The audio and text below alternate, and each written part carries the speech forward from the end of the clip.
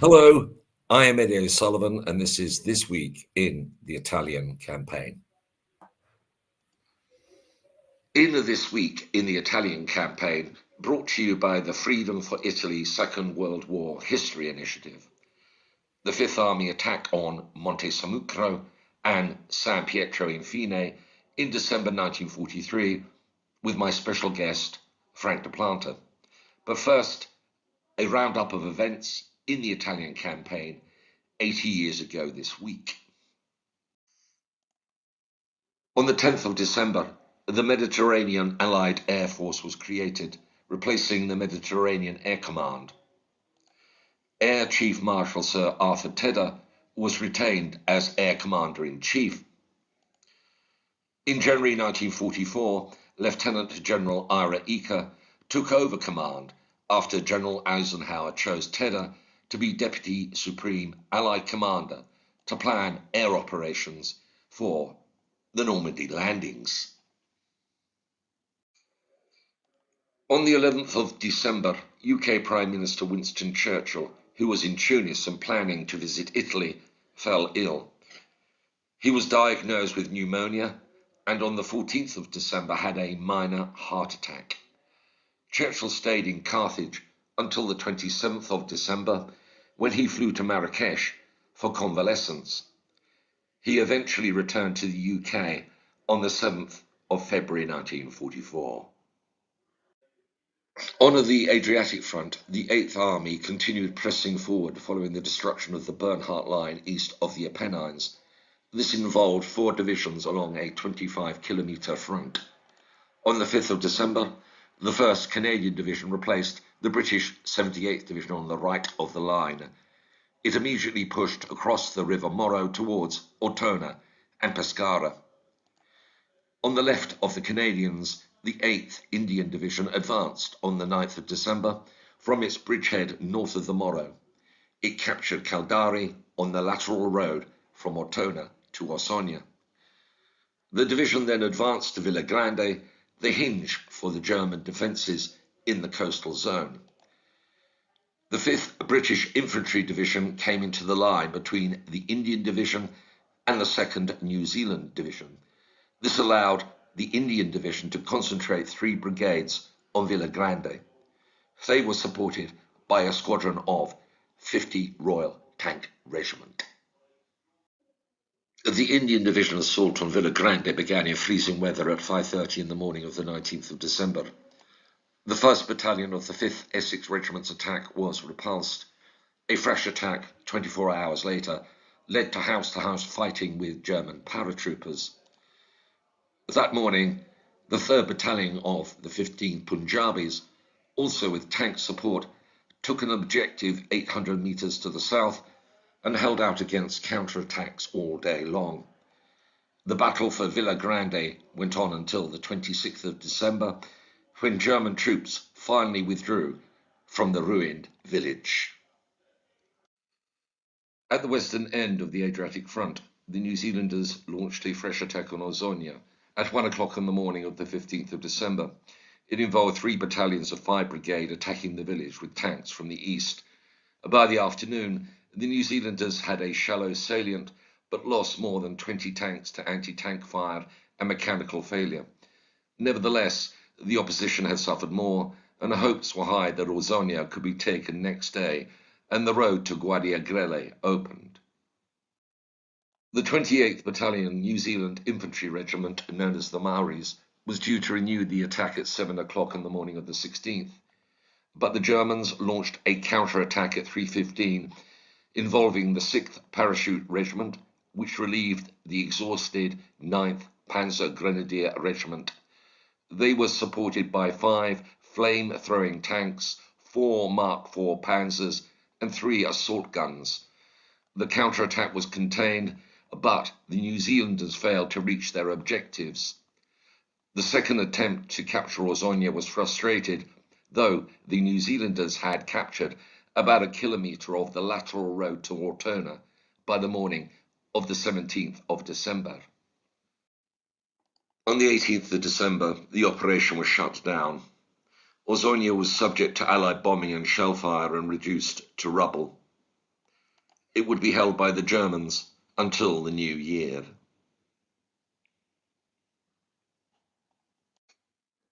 And meanwhile, the Canadian division headed for Ortona after crossing the Morro and securing the ridgeline north of the river. On the morning of the 10th of December, the loyal Edmonton Regiment, supported by tanks and machine gunners, advanced towards a crossroads south of Ortona that was named Cider. This involved crossing a ravine known as the Gully, which ran about 2 miles from the coast. The gully had been turned into a major defensive line, held by the 90th Grenadier Division. Machine guns with overlapping fields of fire, mortars, tanks, minefields, booby traps, and artillery fire took a heavy toll. The Canadian assault was blocked. Over 4 days, attacks by the battalions of the 2nd Brigade failed to reach the Cider crossroads. The 3rd Brigade was brought up to make the breakthrough. Frontal assaults having had little success, an attack on the left was ordered. On the 14th of December, the Royal 22nd Regiment, known as the Vendeus, supported by tanks of the Ontario Regiment, advanced from San Leonardo. A company commanded by Captain Paul Triquet and tanks reached the lateral road and fought its way towards Casa Berardi. By the afternoon, Triquet was the sole surviving officer in his company. He reorganized the remnants into 2 platoons and urged them forward. In the late afternoon, Casa Berardi was taken. Triquet's men almost reached Cider, but there were only 4 tanks left. They retired to Berardi and prepared for a counterattack. At nightfall, a 2nd company of the Vendeus joined the tanks and remnants of Triquet's company. At daylight on the 16th, further reinforcements reached Berardi. The 3rd Brigade was exhausted. Major operations were suspended for 2 days. A probing attack by the West Nova Scotia Regiment on the 17th suggested the opposition was thinning south of the Cider crossroads. In reality, the 90th Panzer Grenadier Regiment was being replaced by the 1st Parachute Regiment. At 8 o'clock on the morning of the 18th of December, the 48th Highlanders of Canada advanced with tanks of the Three Rivers Regiment behind a barrage to take objectives around the gully. The Royal Canadian Regiment moved in to continue the advance, but suffered heavy losses and did not reach the crossroads. On the 19th, the battalion's second attack was successful, and the Germans pulled out of the gully that night. For his bravery, Triquet was awarded the Victoria Cross, the first of 3 won by Canadians in the Italian campaign. The Canadians' next target was the town of Ortona itself. That story will be told in the next episode of This Week in the Italian Campaign. On the west of the front, the second phase of the Fifth Army attack on high points overlooking Mignano began just before dark on the 7th of December. It was led by 36th Division, commanded by General Fred Walker. Its opponents were 3 regiments of the 29th Panzer Grenadier Regiment. Their defensive line pivoted on the village of San Pietro, Infine.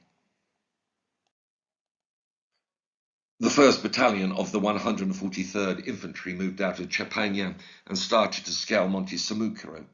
They captured Point 1205 at dawn. The 3rd Ranger Battalion captured Hill 950 around the same time. The 2nd Battalion of the 143rd Infantry descended Canivinelli Hill and stopped a mile east of San Pietro in the expectation that the capture of Sammucro would force the Germans to withdraw. At daylight, the battalion advanced and met fire from mortars, machine guns and artillery. The 3rd Battalion was deployed. The Germans launched an unsuccessful counterattack. Around the same time, artillery fire forced the Rangers to retire from Hill 950 to a nearby high point. They dug in and waited the arrival of 4.2-inch mortars to help retake the objective. The failure to clear Samucro was to have serious implications elsewhere. On the morning of the 8th of December, 1,600 men of the 1st Italian Motorized Group advanced to capture Montelungo after a 30-minute bombardment. It was the first deployment of Italian troops on the Allied side in the Second World War. The attack was repulsed with heavy casualties, some due to fire from Samucro and San Pietro. The Germans launched numerous counterattacks against 1205 between the 9th and the 12th of December. The Rangers recaptured 950, but were hit by counterattacks. The 504th Parachute Infantry was sent to bolster the American grip on Samucro. For his next effort, General Walker planned a large, coordinated and phased attack against San Pietro, Montelungo and San Vittore further to the north. In the early hours of the 15th of December, the 1st Battalion of the 143rd Infantry advanced west of 1205 in what was essentially a preliminary operation. It quickly encountered strong resistance. Nearby, the 504th Parachute Infantry was facing similar difficulties. As German fire swept the path of advance, the paratroopers pulled back and dug in on Hill 1205. The second stage of the attack started as planned at 11 o'clock. The 1st and 3rd platoons of Company A of the 753rd Tank Battalion reached a bend in the road from Chapagna, while tanks and tank destroyers fired for 15 minutes on San Pietro. At noon, the lead tank crossed the start line. It was followed by a British Valentine and 14 other medium tanks. For more than 3 hours, they worked slowly towards the village, but the terrain and German artillery and mortar fire halted the advance. With darkness approaching, the tanks were withdrawn. Only 4 returned. The supporting infantry had hardly advanced beyond the start line. A battalion of the 143rd Infantry had been instructed to descend the Monte Samucro slope and take San Pietro from the rear, but it was blocked on the mountain's western tip. South of San Pietro, the 2nd Battalion of the 141st Infantry jumped off shortly after 12 noon. An hour and a half later, its 2 assault companies climbed the slope below San Pietro, crossed the Chapagna Road, and approached the southern edge of the village. About 100 members of the 29th Panzer Grenadier Division defended the village. At least 1 tank or assault gun was in or near San Pietro, and there were at least 4 more further away. The 141st mounted an assault about midnight.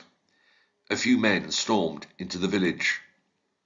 Now, with no more than 130 men, the 2nd Battalion renewed the attack at dawn. At the same time, the 1st Battalion tried once more to take 2 high points on the west of Samucro. Neither made progress. But there was a breakthrough on the left.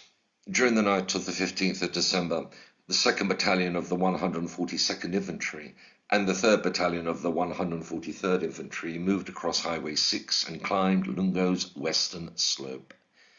They took the enemy by surprise and reached the top of the mountain by dawn. By mid-morning of the 16th of December, the battalions possessed the greater part of Lungo. The 1st Italian Motorized Group advanced and completed the capture of Lungo that afternoon. Around the same time, the 29th Panzer Grenadier Division retired, leaving San Pietro in ruins. On the morning of the 17th of December, American troops entered San Pietro. The battle for the village had cost the 36th Division alone a total of 1,200 casualties. The 504th Parachute Infantry lost 277. Total Allied losses in the battles for Samucro and San Infine were close to 3,000. On the 12th of December, Captain Laurie frankly Vale wrote to his wife Olive in the UK from behind the front line where he and the Royal Irish Fusiliers, known as the Fogs, were resting. Over the last couple of days, I have been defending 5 individuals in a court-martial, all charged with desertion in the face of the enemy. All 5 asked for me, rather to my annoyance, as I had plenty of other things I wanted to do, but the commanding officer adopts the view that if an officer is asked for, he should do the job if humanly possible. Out of curiosity, I asked each man why he had requested me as defending officer, and I got this sort of reply. I served under you at Ballyclinlair, sir. I served under you at Omagh, sir. All the chaps say you're very good at it, sir. A gross exaggeration.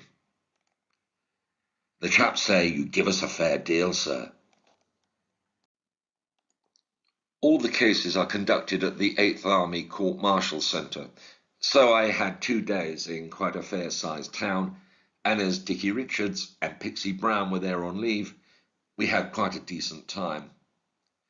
A number of Skins officers were also there, and a rather wild party was held at an hotel. Dickie and I retired at about 10 o'clock, and it was a good job we did so.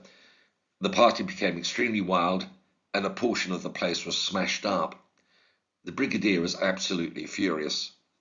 The wild Irish. At the moment, we are making preparations for Christmas, which we should be able to spend in peace. It should be quite a good affair for the battalion. Although I have been 4 years in the army, it will be the first Christmas we have spent apart, darling, and let's hope it will be the last. Well, sweetheart, I wish it was the 3 of us together. I hope it will be before too long. Your ever-loving husband, Lawrence. Before we discuss the battle for San Pietro with my guest, Frank de Planta, I just wanted to give a big shout out. Happy birthday to Charles Ward, who was 105 years old this week. He was in the London Irish Rifles. He was a sergeant until April 1943 when he was injured in Tunisia, and then he joined the Special Operations Executive, where he was a communications specialist. Happy birthday, Charles. Eddie, if I get to 105, I'll be absolutely chuffed a bit. There was an officer in my regiment who fought at the Battle of Cassino in the castle as a company commander called Dennis Beckett, and he retired as a Major General and died aged 99. So he was on a Major General's pension for 44 years. How good is that? Well, that is one way of looking at it, Frank. And that's someone speaking with a certain amount of insight into the realities of ex-army pensions. Now, we're going to talk about the Battle of San Pietro. But first, I just want to say a couple of things from the show. Churchill's illness, I mean, it is freaky, ex post, that he was knocked out by pneumonia, had a heart attack, then he was convalescing, and he was out of Britain for about 3 months. Amazing. I mean, he's got to be the sickest war leader, more or less, in history, but I don't know. Obviously, Roosevelt wasn't very well. Did you think, Frank, looking back, that how did his conduct as war leader, how was that affected by the fact that he was, he almost died twice? He did. You have to read Alan Brooke's diaries to see how Alan Brooke had real problems with him. He would go off on a complete tangent and doing all sorts of bizarre things. I think he was pickled most of the time, and he lived a very nocturnal life. And you have to say, as the man at the time, he was exactly right for us. We recognise that he wasn't afterwards, and his second time as a prime minister wasn't actually very successful. But as a war leader, you can't fault him. Yes, he made mistakes. He made some terrible mistakes. But in the round, he was the right person for the United Kingdom at the time. Yeah, I mean, on today's standard, he would be immediately signed off sick and told to stay at home. So I don't know if things have improved, but there you are.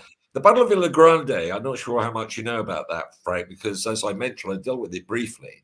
The 8th Indian Division attacked it, and they're trying to get it for about a week. Yes. And I was looking at the figures, and the Essex Regiment suffered, 254 casualties, almost about half their effective combat force in trying to take Villa Grande. Frank, what do you know about that battle? They did, and they never recovered from it. If you look at the 19th Indian Brigade that they were in at the Battle of Cassino in May, they were replaced by the 1st Battalion, the Argyll and Sutherland Highlanders. The 1st, 5th Essex got crucified at the crossing of the Trino, and then the crossing of the Sangro, and at the Battle of Villagrande, which was a beast, an absolute beast. And now we're going to talk about the Battle of San Pietro, Infine. Let's talk about that and how it resides in the memory, particularly of Americans. Why do you think the Americans are so sensitive to this story? Well, San Pietro Infine is it's a literally tiny weeny village sitting on the side of a hill, but it's remembered by the Americans for two key people who happened to be there at the time. One was John Huston, who was an eminent Hollywood director who filmed a lot of the battle, particularly the tank advance. And the second person was a very famous war correspondent called Ernie Pyle, who wrote a fabulous story about a young American captain company commander in B Company of the 1st Battalion, the 143rd, who was killed on the attack on Monte Sammucro. And the description of it, and it's well worth a read if you can get hold of his book, it is absolutely moving, where the soldiers recognize that a company commander who has led them well, and that wasn't always the case in the American army at the time, who led them well, their emotions is beautifully described by Ernie Pyle. So the combination of John Huston and Ernie Pyle has made San Pietro what it is. And if you ask Americans to come to Italy, they all want to go to Cassino, but firstly, they want to start at San Pietro. And of course, this battle, and particularly the attack on Montelungo by the Italian motorized group, this is memorialized each year in Italy as being representing the birth of the modern Italian army. But the experience there was pretty tough for the Italian soldier, wasn't it? Oh, it's horrible. If you can imagine a valley floor with a mountain on either side, you've got on the left hand side, you've got Maggiore and La Difensa. On the right, you've got Sammucro. Sitting smack bang in the middle of that valley is a humped-backed whale called Montelungo. And the Italians were given the delight of having to seize it. And of course, they had a point to prove. They were now on our side, not allies. They were only known as co-belligerents, but they were determined to demonstrate that they were as anti-fascist as the rest of the organizations that were there. And for that, they paid a very, very heavy price. What was the casualty figure, the accurate figure for losses? I think less than half actually came back, but they weren't all killed or wounded, were they? It was tragic. They actually initially seized the position, but in the fog, there was a misunderstanding and they withdrew. And after that, they could never get it back during the first attack. So you only have to go to the cemetery at Montelungo, where there's a little museum, and you can see that those two very short battles, because they're going to come back and do it again. The casualties are enormous for the Italians. And the average in Italy throughout the Italian campaign was 1 casualty dead, was 8 casualties wounded. So if you walk into a cemetery and see 1,000, there's another 8,000 of people with no limbs and bits of fingers missing.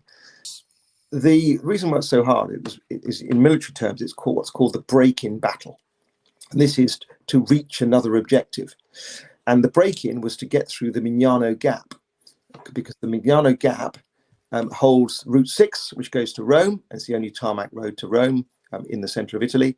And of course, it holds the railway. So if you want to move thousands of tons and lots of military equipment, you've got to have a railway, particularly as at this time of year in Italy, it's pissing down with rain. In the period of November and December, it rained for 47 consecutive days. And there were only 2 afternoons off when it didn't rain. So everyone is absolutely wet through, and the whole place is a quagmire. So if you can hold the road, the Route 6, the tarmac, and the railway, you can start to move your armies. Now, the Germans know this. And of course, for the break-in battle, they know that we have to come through the Mignano Gap to reach Cassino. And in the 5 months from landing in September to us arriving here in December, they are starting to build the mother of all defences on the Gustav line. 40,000 press-ganged Italians are building the defences. So at the Battle of San Pietro, you have San Pietro sitting in the middle of that valley floor. You have Samucro on the right, as we look at it. You have Monte Maggiore and La Difensa on the left, and then you have Montelungo in the middle. So it's a perfect defensive setup. If you want to take the road and the railway, you have to take San Pietro. If you want to take San Pietro, you're going to have to take the heights first. So the whole thing is just consuming vast amounts of American manpower for what is effectively a single battalion sitting in San Pietro. So it's 800 men against 16,000 men. And how did they? But it took a special type of army of 800 men to do that, didn't it? The German army at this point was operating at a very high level of effectiveness, wasn't it, Frank? It was, but what you have to always remember about the Germans is that they had the massive advantage of ground. The ground was entirely in their favour. It was not in the favour of the attacker. The military are driven by principles of defence. And if you look at all the principles of defence, you will see the Germans can apply all of them. And if you can apply all the principles of defence, it is impregnable. They can do a lot of damage with very few people because the ground is so much in their favour. What do you think, therefore, was the principal lesson from the Battle of San Pietro? What do you think that the Allied commanders, General Clark and the Allied commanders, learnt from this, which they applied later, including Cassino? I don't think they did. There weren't many options left.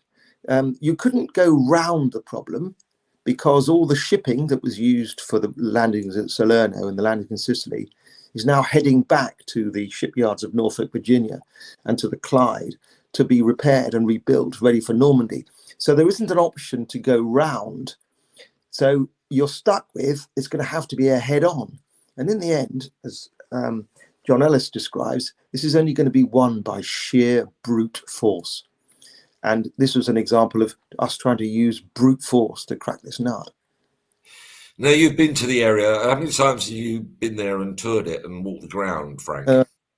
Monte Cassino, 219 times, Eddie. I love the place. It's a fascinating battle and all the build up to it to study, because so many mistakes are made, but also so much brilliance is demonstrated at the same time, and some incredible examples of courage. Well, Frank, it's a great story, and I recommend people watching this show to find out more about Frank's work. Reach out to him, I'm sure it'll be very helpful. You're doing a tour next year. What's your first tour back in Italy? Have you got one planned? Back in Italy in April, against Salerno first.